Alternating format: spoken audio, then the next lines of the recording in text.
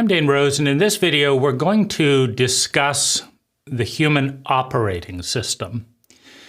And the key words operating, this is the flow of energy, and the system, this is the template for the flow of energy.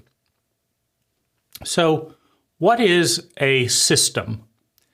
It's a series of protocols. It's a series of assumptions and habits that repeat itself.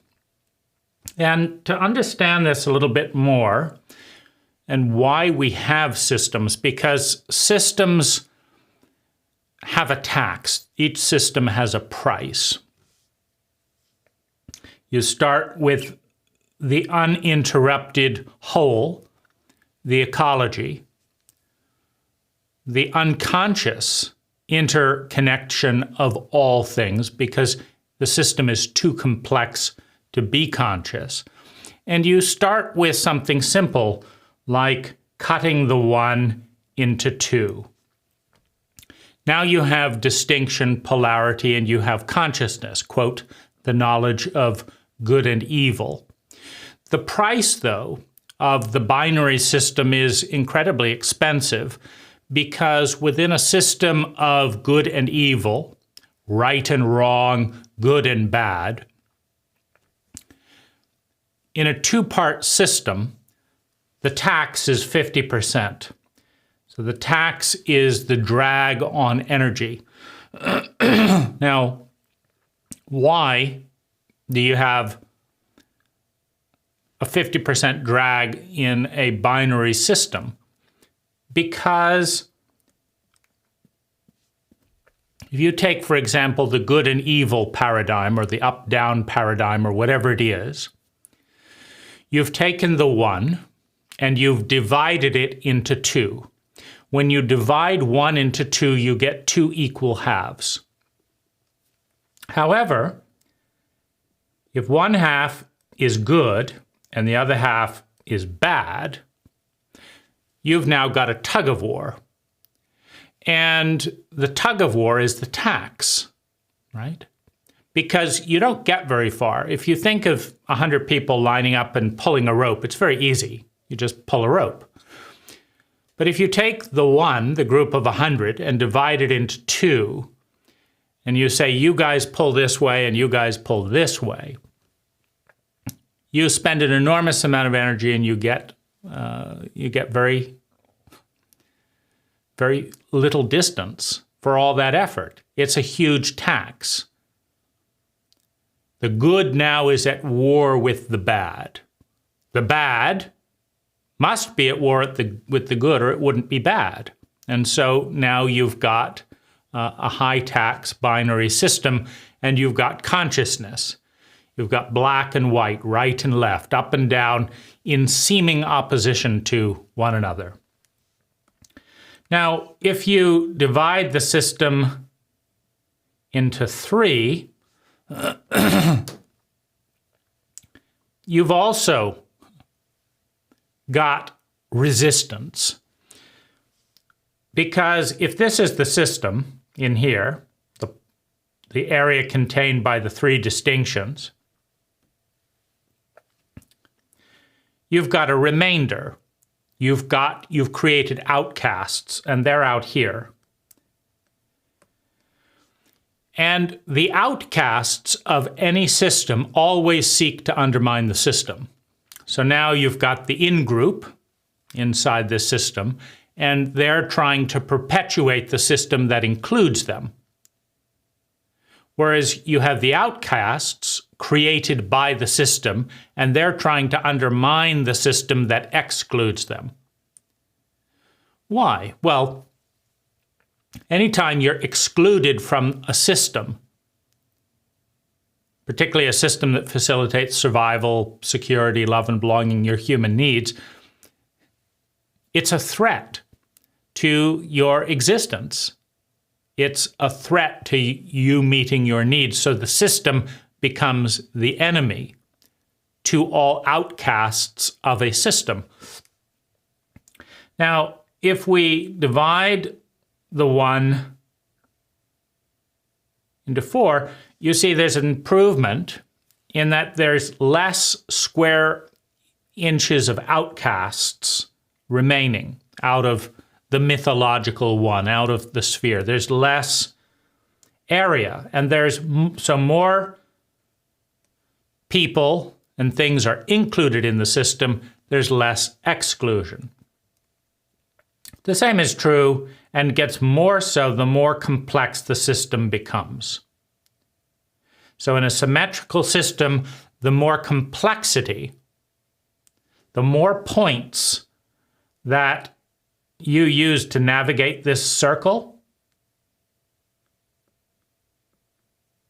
the closer to the original circle you become, and the less parts of the one, of the whole, that are outcast or marginalized. But there is always some friction in a system. So the friction comes as we turn this corner, like right here where we're making a turn there. That's friction. You run water through that system. It's running nice and straight, and you put in a 22-degree angle. The water goes slower from that point on. That's the tax of the system on the energy. The energy slows down, bogs down, gets less pressure, moves slower as it goes through the system. You can think of the aliveness and vitality. Who's ever seen a 2-year-old who's depressed? They may be screaming and wailing, but a healthy 2-year-old is not bogged down with the enormous weight of a system of thinking, a system of political correctness, a system of money, a system of driving. They're just expressing what they want now. It's easy. There's a tremendous exuberance. But as you put that energy, all that exuberance, into, well, we say this before dinner, but not after dinner. We eat this before dinner, but not after dinner. We do this, but not like this. We drive on this side of the road, but not on this side of the road. As energy, thought, feeling, body has to flow through more and more of these distinctions, particularly distinctions of good and bad in polarity. This is good, this is bad. This is good, this is bad. When energy just radiates out in its natural flow, you have a tremendous exuberance. So this is the tax on the system. And the more complex the system, if it's symmetrical, then the more inclusion there is. You think of family life and work life. If those are the polarities, you've got those always in tension. My boss wants me to work more. My family wants more of my time. There's a war. But if you have a whole host of personal growth, spirituality, friendship, playfulness, doing this for the community, doing work, doing this, the more complex and symmetrical the system, the less there is this binary tug-of-war between two poles of an imaginary opposite. Now, the system creates consciousness because language is a system. Language is a grid that takes blocks of reality and divides it into a certain number of words. So we have all of reality, and then we have roughly 60,000 words in the English language. And by combining 60,000 words in a few billion different ways, we have all of reality divided into a couple of billion different distinctions. And that's the grid of reality perceived through the lens of language. I'm gonna call this a hand. And I'm going to combine this hand with, I'm going to call this a fingernail. And now I'm going to build a relationship between this block of words and this block of words. And I'm going to convey meaning in that by doing that. I'm going to communicate. This is a pattern of perception. By communicating an organizational structure of sound that metaphorically represents what we think of as reality. So consciousness, human consciousness, is created by the system of language and the system of applying that language. Now, human consciousness, as we think of what we are aware of in the present moment, the lens of the present moment, the lens through which we perceive the present moment, is incredibly small relative to what we are perceiving. So we have the vastness of the night sky. We have this tiny little speck that can point in one direction towards a particular focus. And the consciousness, our consciousness, is even smaller than our senses. So our senses flood the brain with data, and our consciousness is aware of half of the data. So if this little circle represents the sensory apparatus through which data can come through, we have to cut that then in half, which then represents, this is the data we're aware of, and this is the sensory on this other side here, is the sensory data that we're not aware of. And so it's there, our senses picked it up, but our attention didn't. Our attention is only on half of the sensory data or less. I didn't even notice, I didn't hear that. I was so focused on this that I didn't even notice you coming. My eyes kind of caught it in the distance, but I didn't recognize it. I wasn't paying attention. Now, how do we interact with something so big, with something so little? The human body is a speck of a speck of a speck of the world that we live in. The 5 physical senses pick up very limited data about the vastness of the world that we live in. The eye only sees certain things within certain ranges. If light gets higher than that or lower than that, the eye can't see it. The eye can't see around corners. There's all kinds of data available that our very limited orifices cannot pick up to begin with.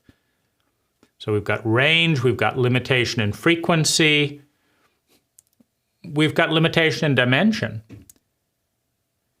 There could be an infinite number of dimensions in and around this moment and in this space, but without technology to perceive energy on those dimensions, we don't see it. We don't know that it exists. It exists, but we can't observe it.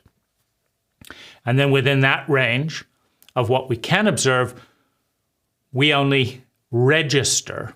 We're only conscious of 50% or less of all the sensory data coming in.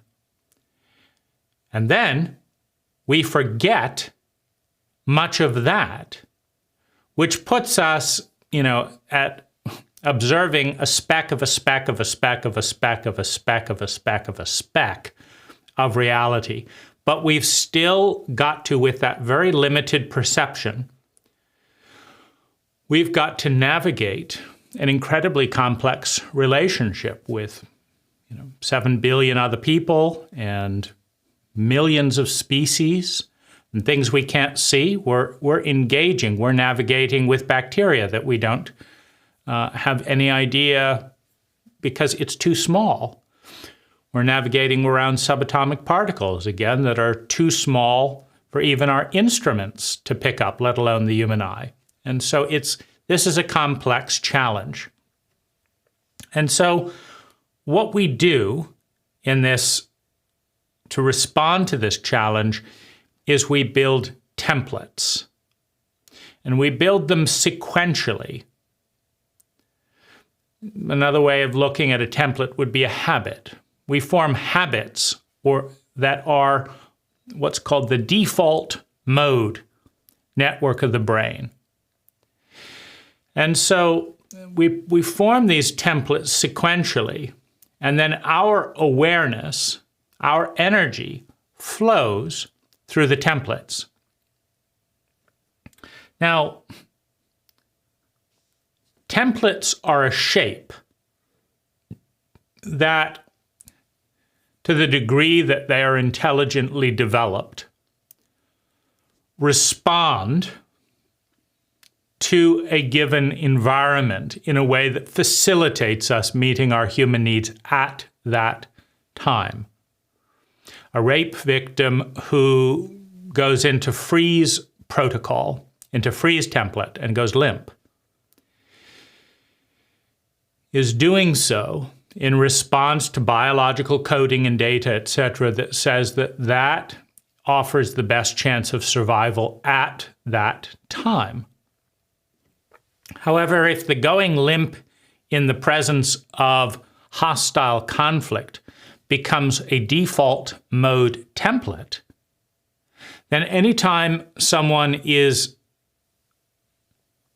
abusing, using, taking, stealing any form of personal benefit from us, the default is to go limp, is to do nothing and wait till it goes away, is to freeze, which is not necessarily, in a given environment, the appropriate thing to do. It just may be the assumption, the biological default mode that was established as the right thing to do at a certain moment in time. And so templates happen on multiple dimensions. They get formed often in the heat of our strongest feelings. And they have a shape. They have a shape. And the benefit of the template is that it allows our mind, our consciousness, to focus on subsets of that shape, because our consciousness cannot grasp the full complexity of the situation. So let's start with some of the core templates that we're using by default that have become part of our default mode network. So one of the first templates to form is the attachment template. An infant needs to bond with their caregivers. Let me do that over here.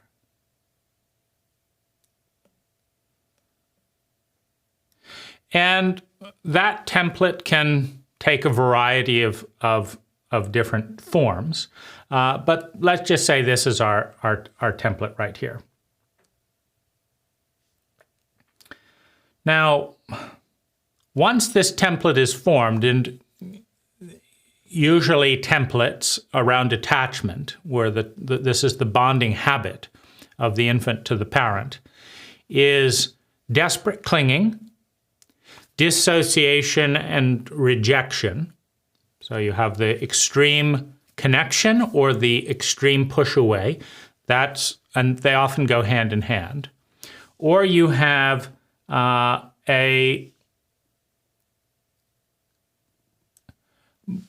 of a natural gradient like this, a bell shape, where in different situations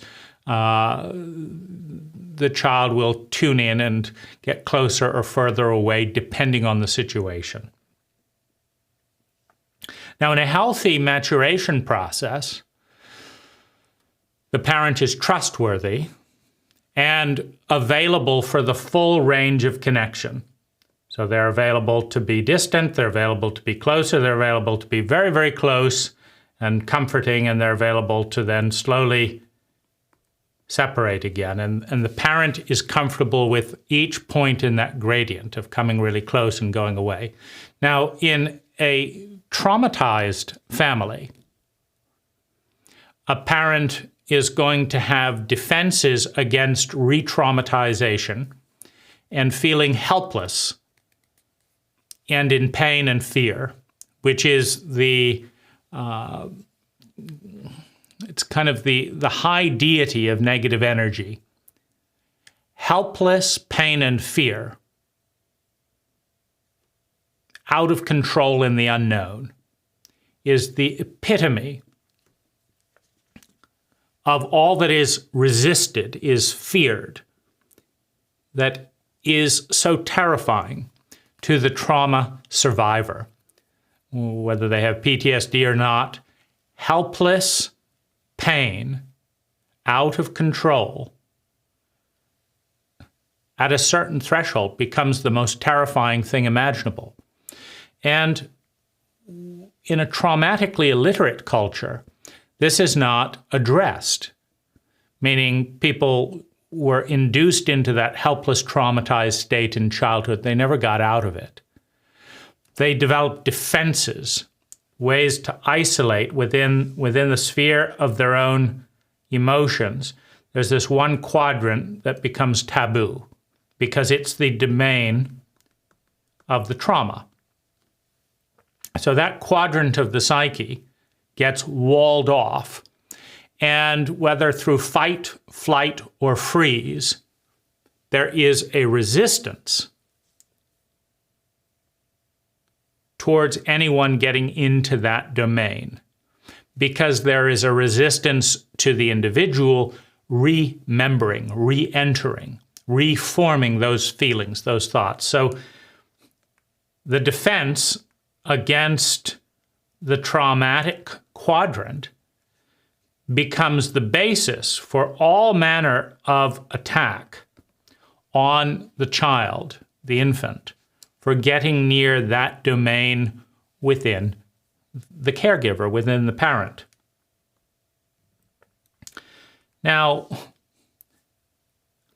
what that results in is volatile, unpredictable attachment experiences for the child, which creates what's called an insecure attachment template. And what this can mean is that the child can either be very close or have nothing to do with someone. I'm desperately close, or I don't want you in my life.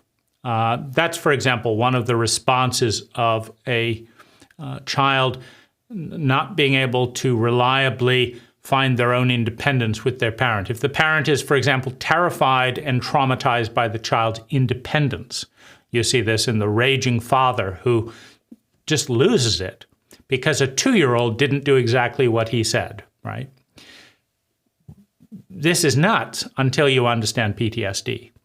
When you understand PTSD and the just logical consequences of traumatizing a nation and then maintaining protocols that ensure that the nation is traumatically illiterate,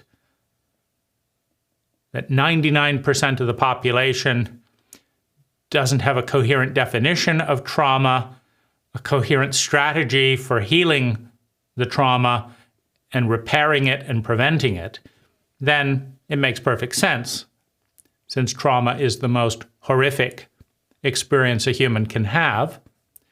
It makes perfect sense that a parent, along with anyone else, is going to try and protect themselves from re-experiencing those feelings. The trouble is, infants tend to get really, really close and challenge us to connect with all parts of ourself in order to connect with all parts of the infant.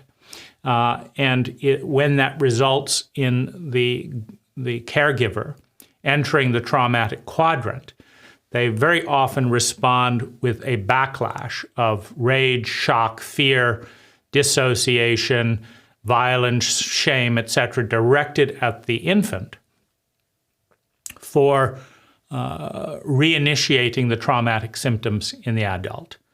And so you get a template. And the template may be, I try to get close to my parents and then I wait to be hit, because every time I get close to my parents, they hit me, they beat me, they shame me.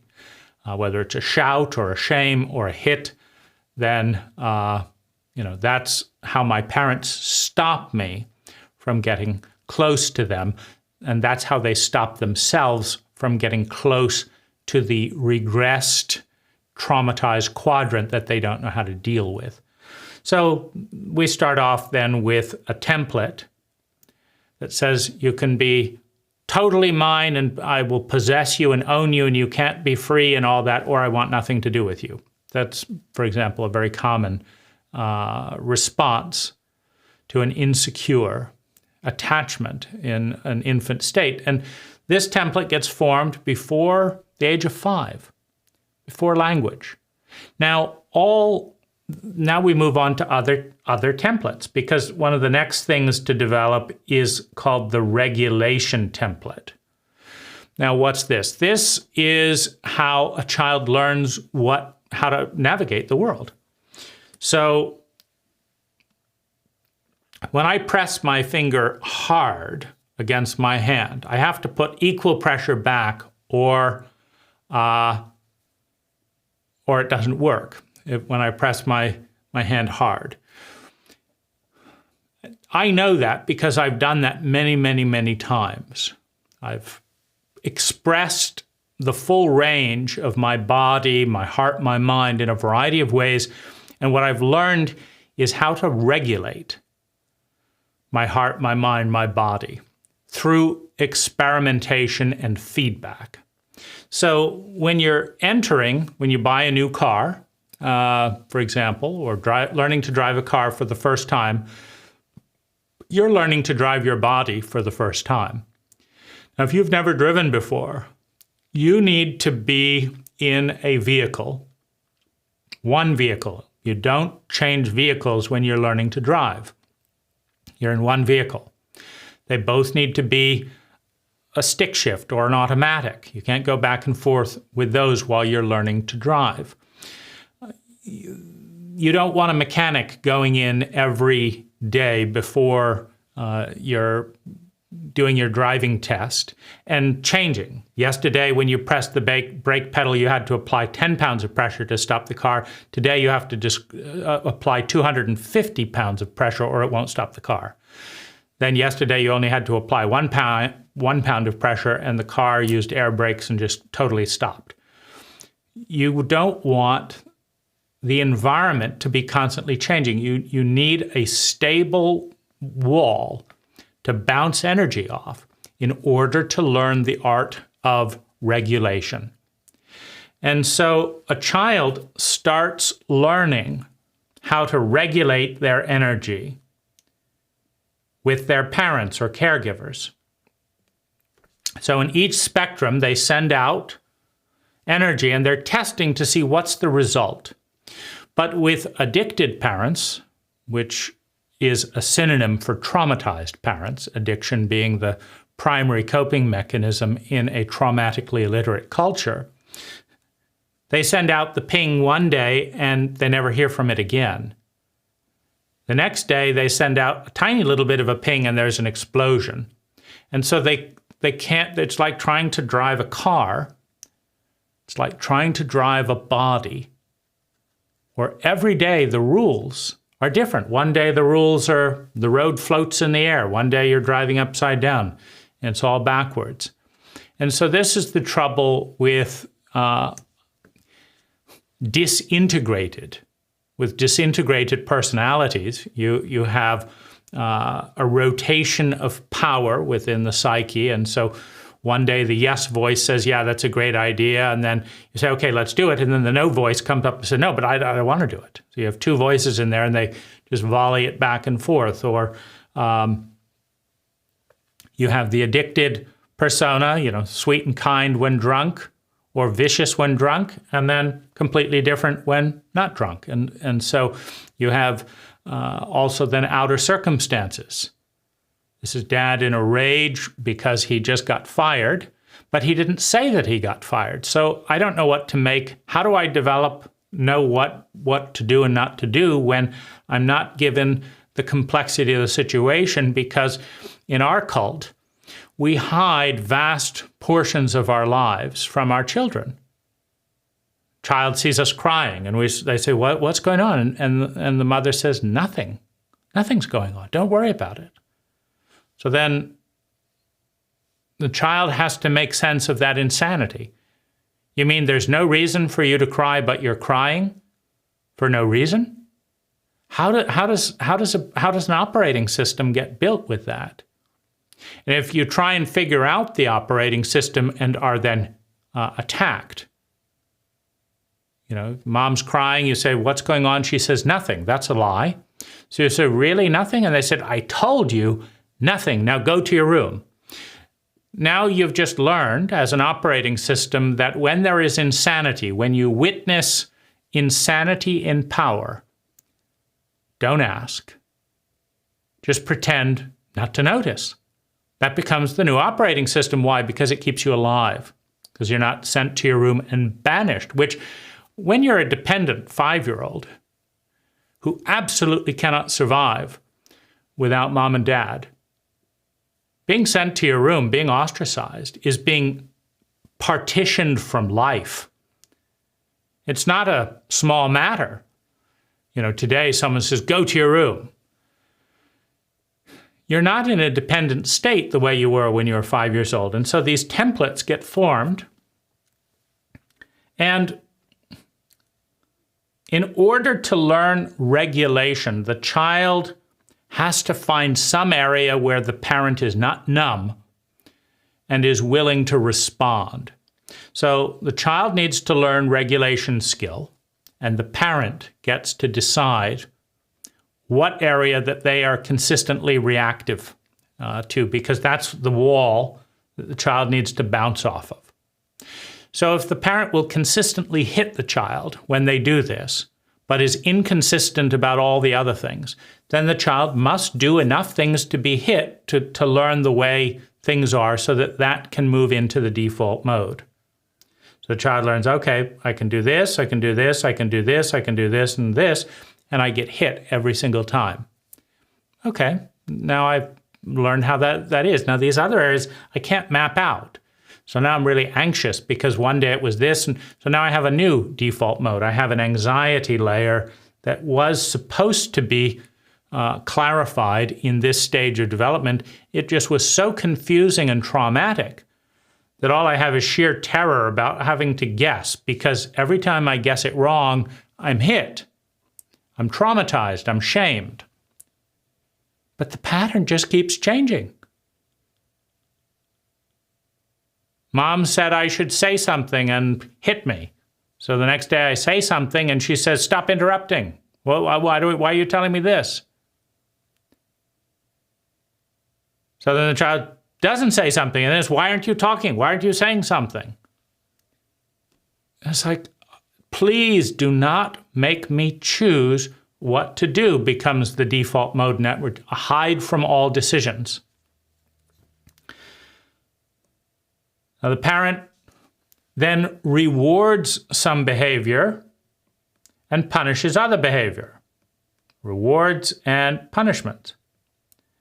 The child wants the reward, wants to avoid being punished, and so moves in that direction. This is also pre-verbal. Well, whatever the parent does, if the parent rewards the child for cleaning their room, telling the truth, really, not just slapping them because they told them the truth and they didn't want to hear it, right? Really rewarding them and saying, yeah, that's good you told me. If the parent rewards them for delayed gratification, figuring things out, telling the truth, learning to cook, learning to drive safely, learning to do basic mathematics, learning to communicate well, learning to treat people with empathy, learning how to grow vegetables, whatever it is, then the person's life goes up. Because the template that's set in place in this punishment-reward cycle is such that anytime they want to feel better, they do what was rewarded as a child. Now, if dad says, "Don't tell mom, this will be our little secret," and gives a lollipop, well, the reward comes from keeping secrets. If mom says, "I'm smart, I know what I'm doing here, and don't you dare interrupt me and say otherwise," and then proceeds to make a complete fool of herself and demonstrate profound incompetence, but you are rewarded for saying nothing and going on with the delusion, when you want to feel good and be rewarded, you will go along with somebody's insanity and not speak up. It becomes a template. It becomes a program that reliably in the past delivered good results. Now, some templates are more dangerous than others. If you are rewarded for going insane, now what does it mean to go insane? Well, the entire room in the house, in the family, is frozen every time Uncle Harry comes into the room and shows this thing and this, then does this. They're frozen in suspense. What's going to happen? Da, da, da.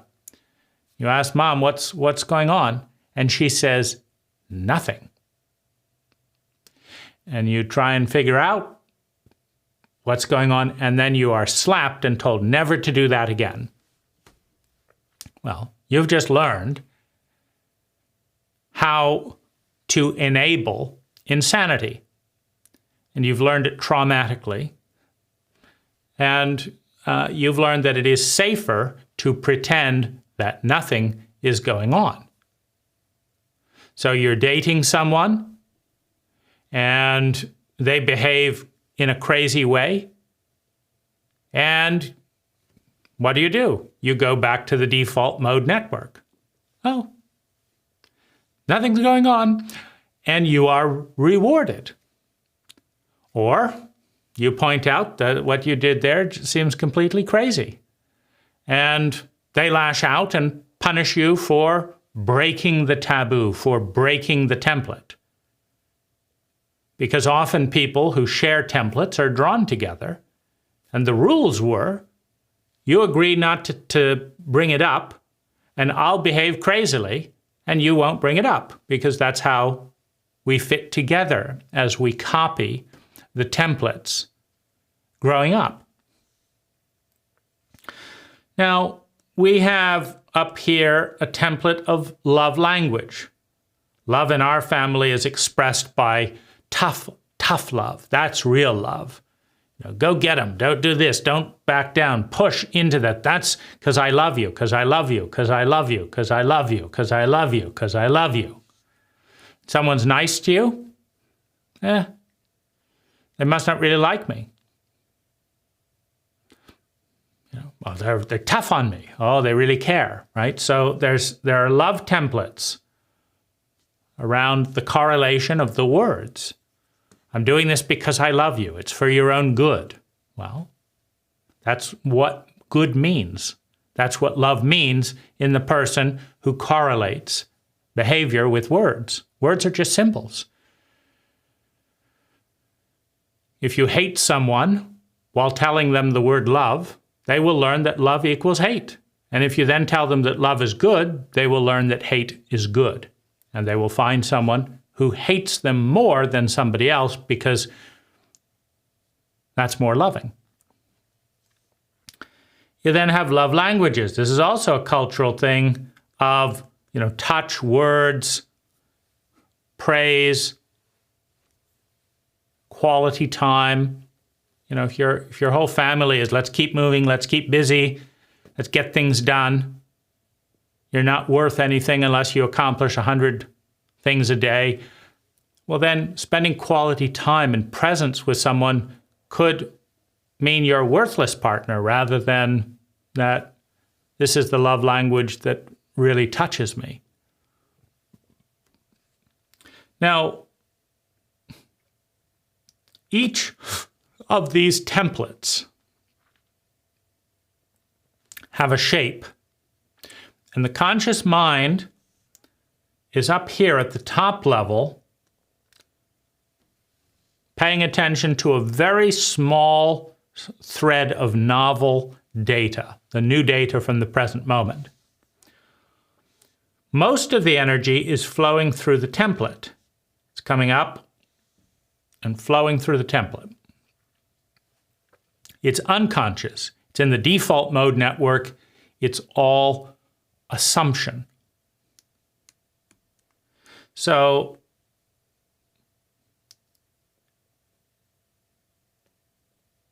it's coming up through this. I assume I need to be clingy or dissociated. It's not a conscious choice. I assume I need to do these things in order to matter. It's not a conscious choice. I assume I need to hide and avoid looking at these things in order to be safe. Not a choice. I have to do these things to be rewarded and these things not to be punished. Not a choice. I have these meanings for the words used by the caregivers around me. Not a choice. It's a body memory. And I have these love languages. And then I have these rules and these laws that everyone is doing. Everyone is embodying these memes in the cult. It's not a choice. What the conscious mind is doing way up at the top of the stack is looking at 50% of the data consistent with their beliefs and deciding what to do with that. But what the conscious mind is seeing is the light. So the light is over here. And the conscious mind is not looking at the light directly or looking at all of the light. It's looking at a series of lenses stacked on top of each other. And it's looking at 50% of the data. So this data is all blacked out. It's looking at this, and a little bit of light comes through all of these things. And each of these layers are modulated to let in certain light and not others. Every one of these lenses blocks some energy and lets other energy through, and in the process changes the energy. So that the 50% of energy that the conscious mind sees looking at what comes through here is not the sunlight. It's not the light. It's not the raw energy. It is what their filters have turned that energy in. It's the exact same thing with sound. If you play a full spectrum sound out of a speaker here, and this microphone, that's the first layer, picks up 10 to 20 hertz and blocks out everything else. And then the next layer picks up 11 hertz only and blocks out everything else. Then the next thing doesn't pick up 11 hertz at all. Nothing gets through. Reality was screaming, but I didn't hear anything because there was nothing to be heard that fit through the filter, through the lens. Now, we get into the terrain that forms the foundation of why I believe that traumatic literacy or illiteracy is the single biggest pivot point in a culture's evolution, devolution, or stagnation.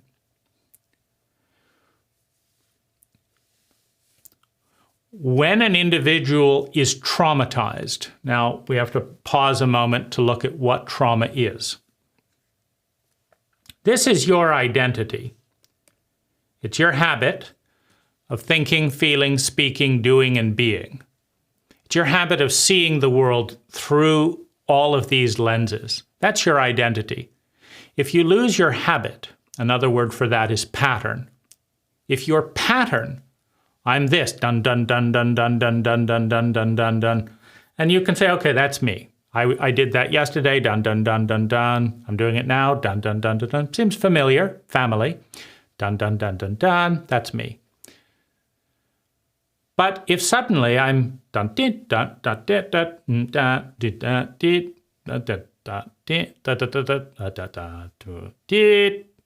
dun, dun, now I can't tell what the pattern is. What was the pattern? Could you find the pattern? I couldn't see it. Not only that, it's different. It's not the me that I know. I'm thinking these thoughts rather than these thoughts. I'm the one who thinks this, feels this, says this, does this, and am like this. That's me. That's the pattern I recognize and remember. I put it back together regularly and say, that's me. And it's me because it's me, and that's why it's me. It's always been me, always will be me, because I'm putting it together again. Now, in highly empathic, traumatically attuned environments, cultures, these templates evolve slowly, intelligently, and there is no taboo on re-examining and redesigning the template. You can go back into this one and say, oh, right here is the block. No light is getting through. In fact, that template is not even helping me. I'm going to delete the template and I'll let the energy come through in a way that I can deal with it. So you've got intelligent design. Now let's look at what is intelligence. Intelligence is the efficiency with which energy, time, money, and natural resources, is transformed into sustainable human well-being.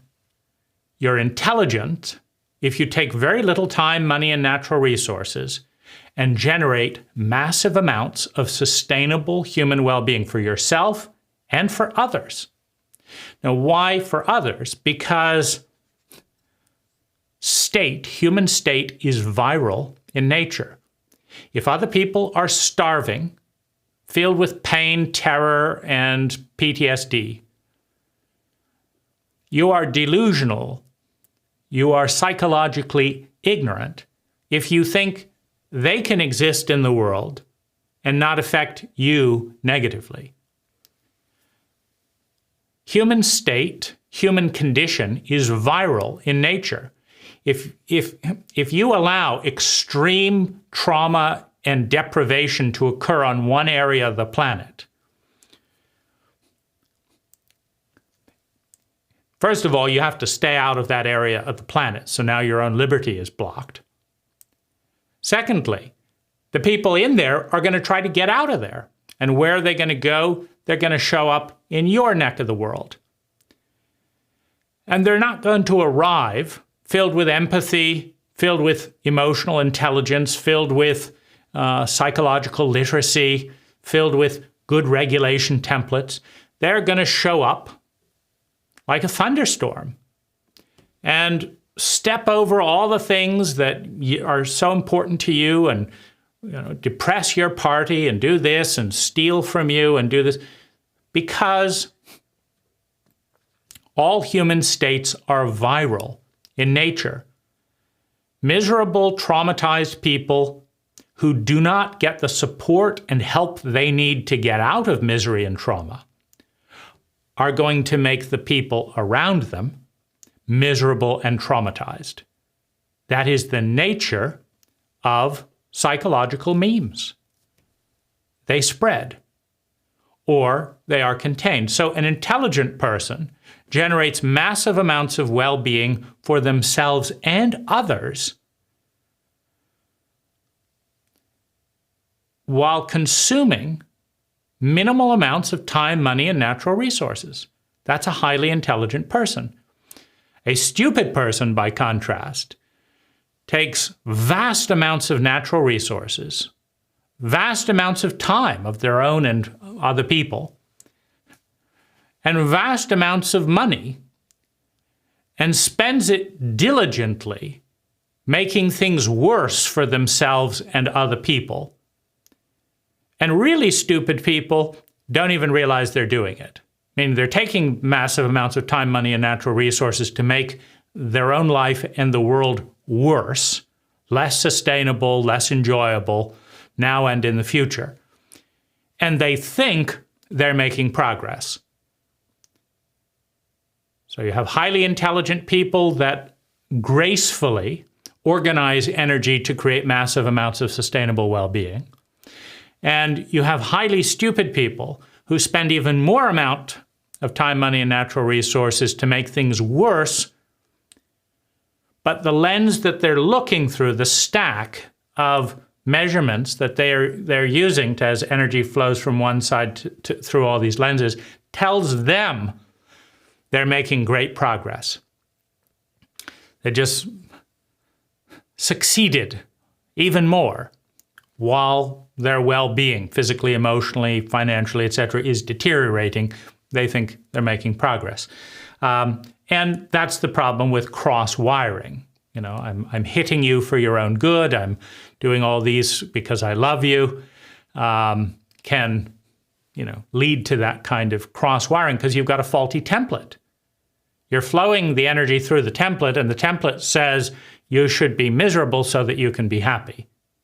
So when you get more miserable, you think you're making great progress and pat yourself on the back without saying, wait a minute, I feel worse than I did last year.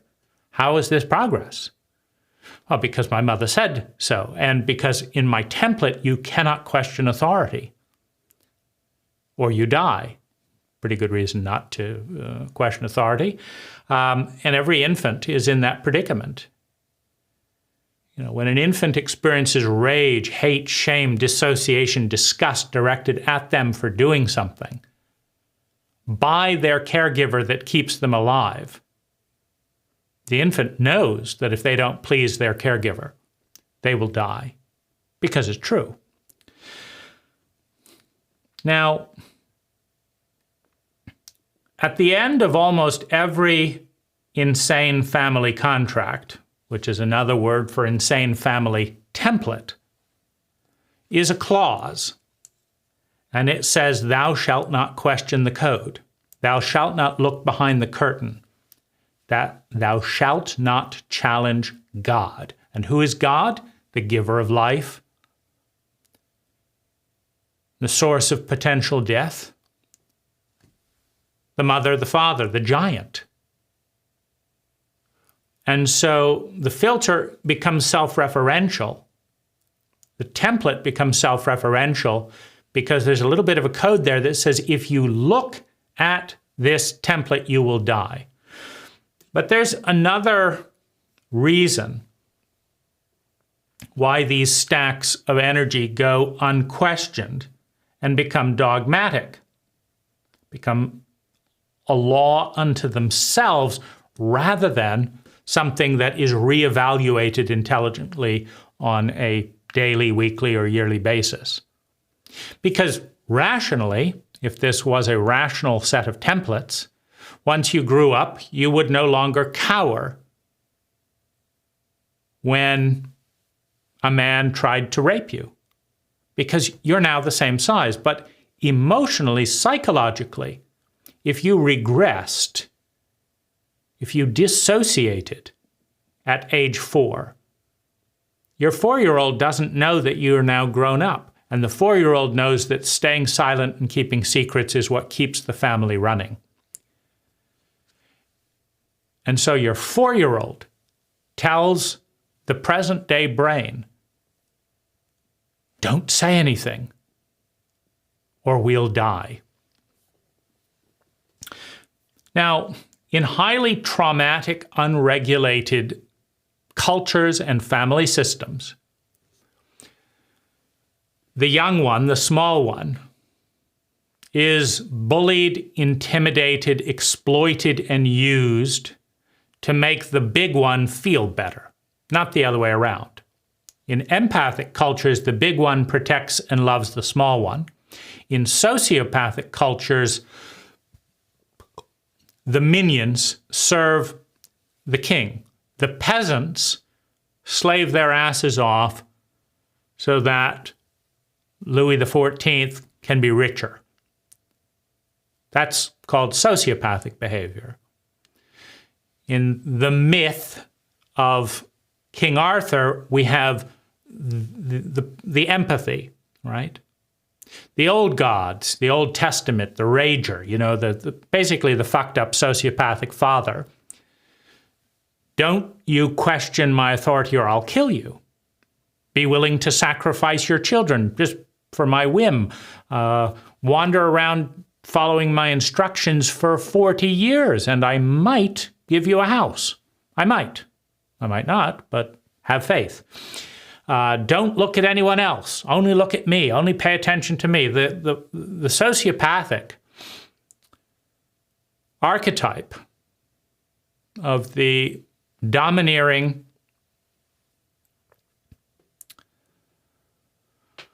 patriarch moves into the mythology of Christ, which is distinguished. Remember, the Old Testament father figure tells one of his disciples to get ready to slaughter one of his only sons.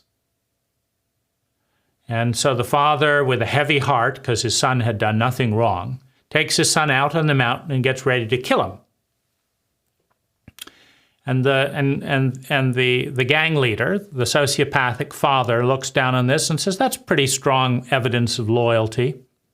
You were willing to kill your own innocent child just at my whim. I want you in my gang. You have proved yourself as worthy of the gang. You are now one of us. You don't have to actually kill your son. I just wanted to make sure that if it comes down to it, and I have a whim that you should murder your children, that you'll be willing to do it, because I don't want flakes. You know, I don't want people who question my authority. And you're here to serve me. If I want you to wander around for 40 years looking for some land, well, do it, because you are at my disposal. I will punish you and reward you based on what I want, not what you want. You are the small ones. You are the children of God. Therefore, you must be abused.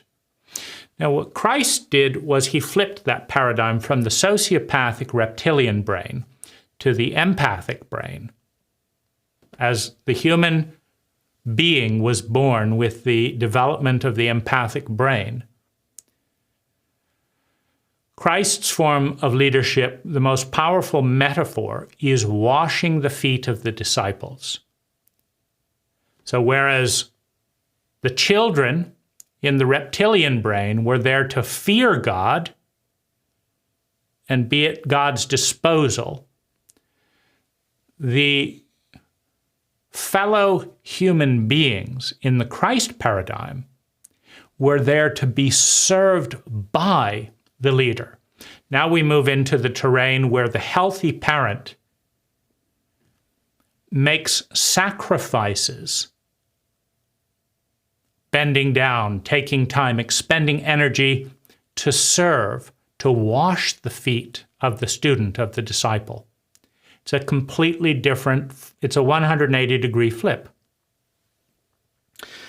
Now, on the planet today, we have parents that empathize with and are in service to their children's development, growth, and becoming their full self. Truly are in service, not to, you've got to make me look good, you've got to win every baseball game, you've got to do this because my pride, I possess you, you're my son. Your daughters, of course, don't matter to a chauvinistic patriarch, so you're my, and you are going to win. It's either or in the Old Testament. It's them or me, no false gods. Well, real service is, what do you want to do? I'm listening to the biography it's autobiography. It's called Open by Andre Agassi, and you can see a perfect example of the sociopathic narcissistic, father figure that, doesn't matter if you want to play tennis, Andre. I have a vision for you, and you're going to do my vision, or I'm going to kill you. And that's just the way it is. And so, when you serve, what's your talent? What do you want to bring to the world? How can I use my resources as the giant to draw out the best in you, to create an environment in which you grow and become your best self? And celebrate you becoming more than me. The transcendence of serving the child that becomes greater than the parent. We're talking about the empathic and the transcendent brain. We're talking about empathy and transcendent love. The jealous love is, you're not getting ahead of me, you're not getting more than me, or you're not getting any, because that would take some from me. Don't look at that other woman or that other man. Only look at me. Don't be interested in them. Only talk to me. Don't praise them. Only praise me, is the reptilian brain. Because in technological evolutionary terms, when you have scarcity of resources, you have competition and war to get the limited resources. In highly competent cultures, you have more resources than anyone knows what to do with, because there is an infinite supply of energy. And if people collaborate rather than fight each other, it releases so many synergies that there's way more food than anyone can eat. There's way more shelter than anyone can sleep in. There are way more products than anyone can use. There's way more time than anyone needs. It's an abundance paradigm. But it takes competence to access that abundance. It's there, waiting for competence. So in highly competent cultures, the focus is on producing highly competent individuals that have accurate operating systems. Now, in such a culture, you might have 1 to 3 years of parental training in high school, understanding that some people will have children in high school and some people will have children after high school, and understanding that the protocol for parenting is the code of the cult. Rather than repeating the old mistakes by burying the shame under the carpet, examining the old, discarding, etc., you transform a cult into a living culture in a single generation when you give the best science available, the best data available to a generation of new parents, which includes educating them on the incompetence of their parents, which is why we don't do it. Because in a political system where children don't vote and the parents vote, no shame-based parent will ever vote for their kids getting the information about all the dark secrets in the family system. So the generation of the future is sold out to protect the shame of the present by the adults or the grown-ups who have the vote. Now, in highly sociopathic families, the oldest brother picks the most on the youngest brother, who may pick the most on the youngest sister. The father abuses the mother. The father abuses the children. And there's a pecking order. There's a dominance hierarchy. That says, you're smaller than me, so you'll do what I say, or I will beat you. I will traumatize you. And you better do it now, and you don't matter. You don't even matter enough to train and teach. You don't matter. Well, in this state of shock and terror, in this state of insanity, the infant, the child, is in survival mode. They're in pure reptilian brain, fight, flight, and freeze, and they're desperately trying to wing it, to survive, to figure out how to avoid being caught in the sociopathic nets of the powers around them. Their government wants this and doesn't care about them. Their teacher wants this and doesn't care about them. This sibling wants this and doesn't care about them. The police want this and don't care about them. No one is advocating for the trauma and terror of the infant, of the child. In this state of uncertainty, it is sheer helpless terror for many of our children and infants. And what they need is something solid. They need a box that cannot be broken. They need an identity that will not shatter. They need a prison to keep the world out and to keep them in. They need a prison that will not be shattered. They need an identity that is stable, that does not lose coherence every day. And there's an interesting correlation between beauty, truth, and goodness and density. As you move up the continuum of human state, way up at the top here, you have joy, effervescence, wonder, transcendent consciousness, beauty, truth, goodness, exaltation. Up here, you have the highest human states. You have the delicacy of butterflies. You have the beauty of tender and responsive human flesh. You have the innocence of the very old and the very young, looking at the world with new eyes. Innocence, beauty, truth, goodness, empathy, joy, they're all up here. Now, this is also the polarity of fragility. The flower was so beautiful until it was stepped on. Now, down here, you have the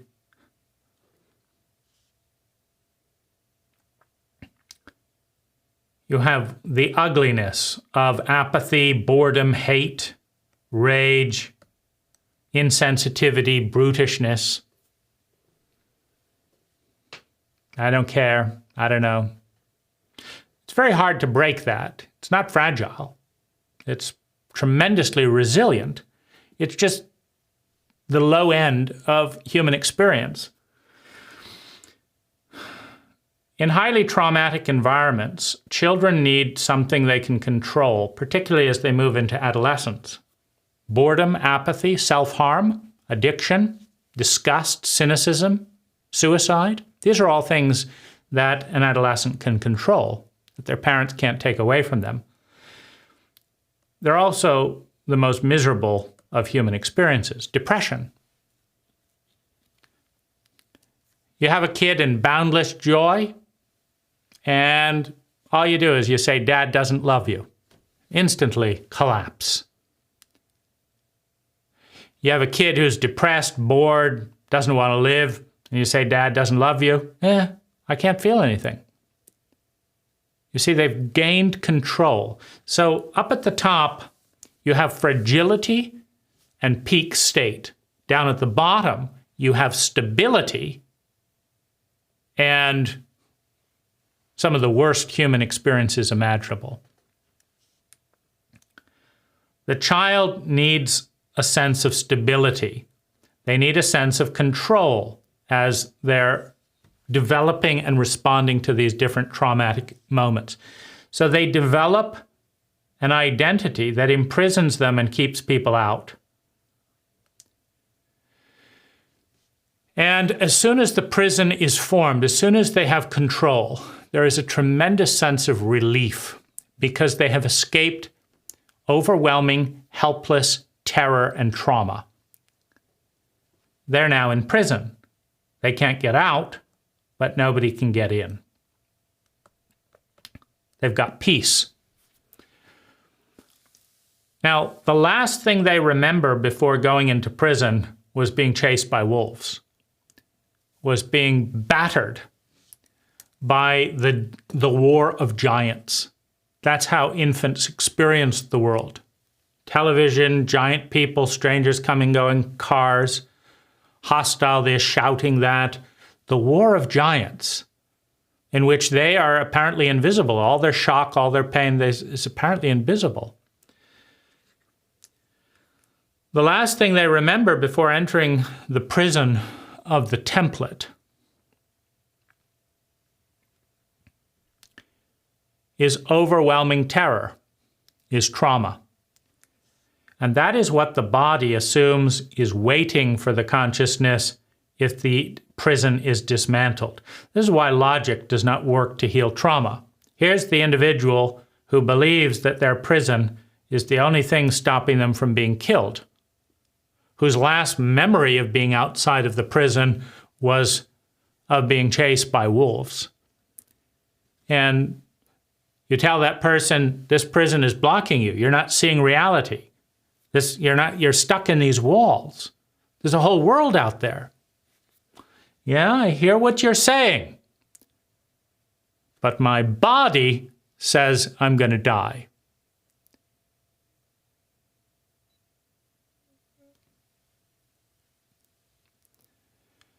This is the crisis of a traumatized cult. A traumatized cult has everyone in this prison. And as the quality of life deteriorates, as suicide is a higher risk of death than traffic accidents, a phenomenal accomplishment for a sociopathic cult. Life creates life. That's life's code. There's very, very, very few species in the history of 24 billion years of evolution that commit suicide, because they'd rather not exist than exist. But we produce them by herding our children into these prisons instinctually. Well, they'll do anything just to escape the shock, to escape the pain. And turned out that shutting off all feeling, or never trying to get close to someone, or this is my new template, I will never ask questions, I will never tell the truth, I will never be seen, became the new prison.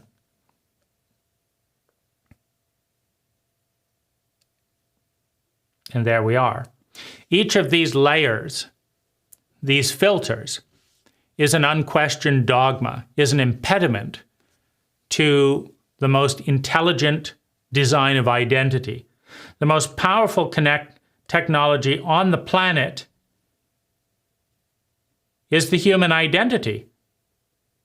It is a pattern of thinking, feeling, speaking, doing, and being that creates massive amounts of impact in the present and future for ourselves and others. And all identities are formed out of the one. They're formed out of the interconnected ecology. The healthiest, easiest, most beautiful, true connection is not the prison. It is the relationship between the microcosm of the one in the individual and the macrocosm of the one in the connection with all that is. In an ecological connection, based on an ecological consciousness, based on ecological language, based on ecological paradigms that are not consistent with our cult. The most graceful system is a sphere. It's why we build cars with tires. That's why we build tires out of circles. Because if we drove at 80 miles an hour with watermelons, it would be a violent ride. our identities create a violent relationship with the world by being shaped like watermelons. Shame-based identities take half of who we are, if not more, pit them against each other in fear, and say, if you cross this line, you will be outcast, you will not live. You are not welcome in the circle. That's a death sentence, as the Indigenous peoples in Australia used as the most effective form of execution. We do not acknowledge your existence anymore until you curl up and die.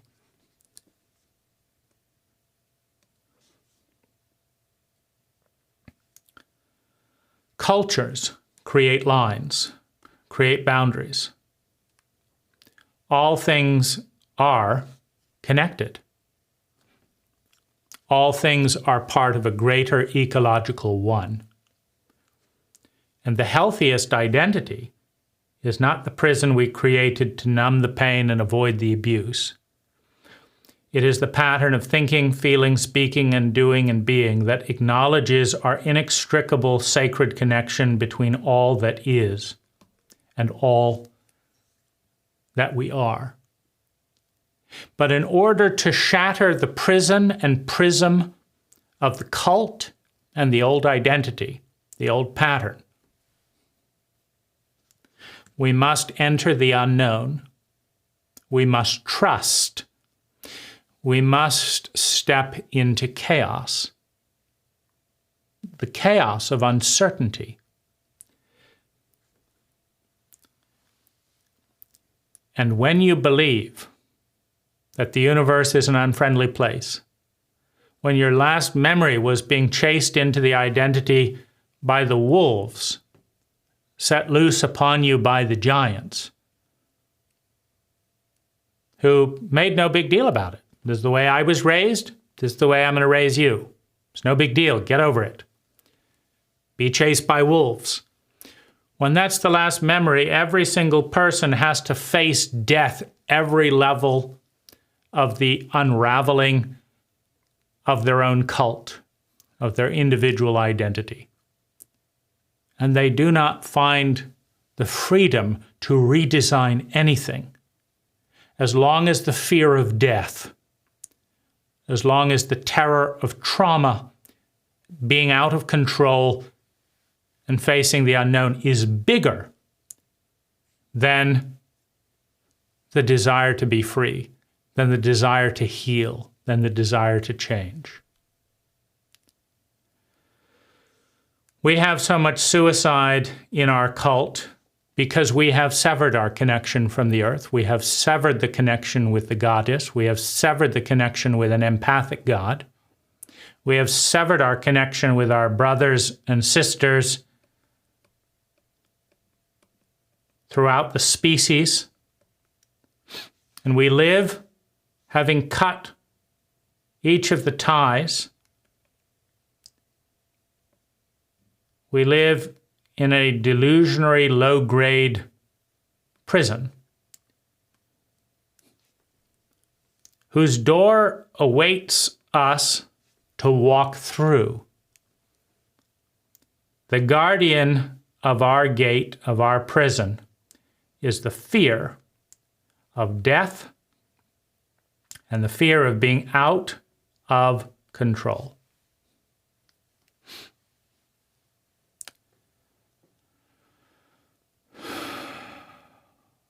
We must face our worst fear. We must step into the unknown. We must trust in ourself in order to dismantle the identity we built to keep us alive in a traumatized cult as children. Hi, I'm Dane Rose. All knowledge begins with a paradigm. And out of that paradigm comes an idea, an awareness that we adopt, reject, or synthesize into something better. It doesn't become wisdom. It doesn't become useful until we take action, until we integrate it into not only our thoughts, but our feelings, our body, our words, and our way of being. For that to occur, we have to move from the passive media paradigm into more active engagement. In the link below, in the More Information section, is an invitation to join a very small, deliberately filtered, high-quality discussion with a group of people who share a common language and want to work with these ideas, with me and with one another, with the sole goal of creating 10 times more sustainable well-being for ourselves and those around us per unit of energy invested. Thank you for watching.